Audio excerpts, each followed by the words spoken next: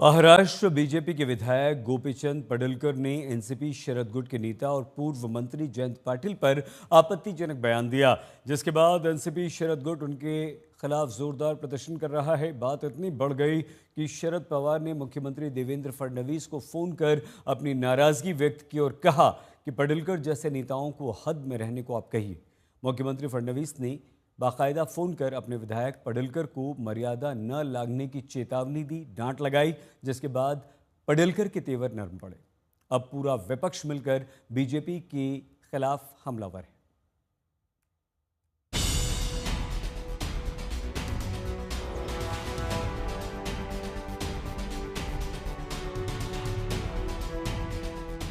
महाराष्ट्र की राजनीति में एक बार फिर जुबानी जंग से सियासी महाभारत तेज हो गई है। दरअसल बीजेपी नेता गोपीचंद पडळकर ने एनसीपी शरद गुट के वरिष्ठ नेता और पूर्व मंत्री जयंत पाटिल पर एक आपत्तिजनक बयान दिया है।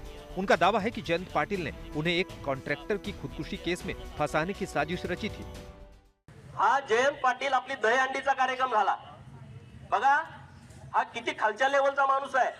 दहीहंडीचा कार्यक्रम झाल्याच्या नंतर ह्याने इकडे फोन केले, जतला माणसं पाठवली कशासाठी? गोपीचंद पडळकरनं कुठल्या व्यापाऱ्याकडून वर्गणी घेतली का, त्यामधला एखादा व्यापारी घ्या आणि त्याच्यावरती खंडणीचा गुन्हा दाखल करा।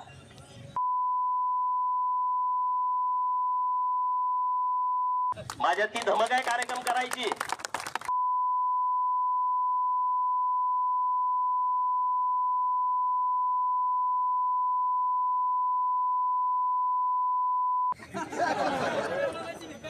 एवढ्या खालच्या लेवलला आता माझा दांडियाचा कार्यक्रम आहे, गरबाचा, ये माणसं पाठव, डोळं दिपून जातील तुझं कार्यक्रम बघताना। जत बदलतंय तर बदनाम करा, गोपीचंद पडळकरला बदनाम करा। एनसीपी शरद गुट के नेता जयंत पाटिल पिछले 4 दशक से महाराष्ट्र की राजनीति में सक्रिय हैं। वो वित्त, जल संपदा और गृह विभाग जैसे मंत्रालय संभाल चुके हैं। जयंत पाटिल शरद पवार की पार्टी के 7 साल तक प्रदेश अध्यक्ष भी रहे हैं।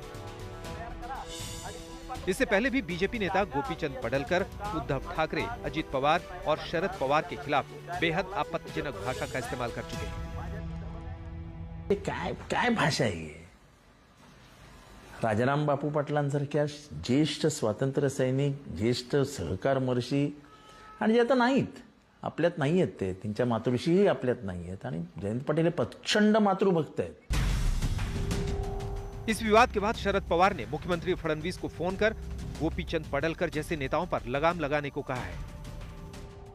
आणि मला शरद पवारांचा फोन आला होता, तेही या संदर्भात माझ्याशी बोलले। मी त्यांनाही सांगितलं की अशा प्रकारचं जे स्टेटमेंट आहे त्याचं आम्ही कधीच समर्थन करणार नाही। सीएम फडणवीस की नसीहत के बाद पडळकर के सुर नरम पड़े और उन्होंने आगे से भाषा की मर्यादा का ध्यान रखने का भरोसा दिलाया। राज्याचे मुख्यमंत्री माननीय देवभाऊंचा फोन आला होता आणि या संदर्भामध्ये अशी वक्तव्य करू नका, अशा पद्धतीची सूचना मला माननीय मुख्यमंत्री महोदयांनी दिलेली आहे। मी त्यांच्या सूचनेचं पालन करतो। इतना ही नहीं, डिप्टी सीएम अजित पवार और एनसीपी शरद गुट की सांसद सुप्रिया सुले ने भी बीजेपी नेता के बयान पर नाराजगी जताई है। भाजपच्या वेगवेगळ्या लोकप्रतिनिधींचं किंवा त्यांच्या संबंधित असणाऱ्या व्यक्तींच्या काही चुका होत असतील तर भाजपने त्याची नोंद घेतली पाहिजे। वहीं बीजेपी नेता पडळकर के खिलाफ पुणे समेत कई शहरों में प्रदर्शन हो रहे हैं। गोपीचंद पडळकर धनगर समुदाय से आते हैं, जिसका महाराष्ट्र में खासा प्रभाव है। अब देखना होगा कि पडळकर की जुबान कब तक हद में रहती है। अभिजीत करांदे, मुंबई, आज तक।